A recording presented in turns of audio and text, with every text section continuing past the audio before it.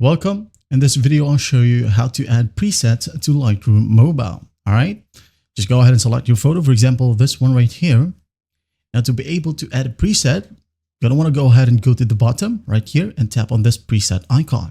Tap on it. And as you can see, I have some presets right here that is made. All right, as you can see, here's my preset and here's another preset. So let's say I like this preset. I'm just going to go ahead and tap on the check mark. And it's done. I'm going to tap on back right here. As you can see, we have the options, which is recommended and the premium.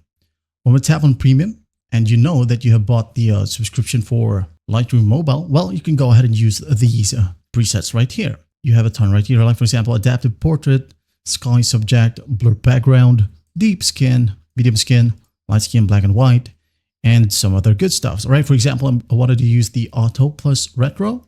Right here, I'm going to tap on it. I'm just going to select a preset right here until I find the ones that I like. For example, this one.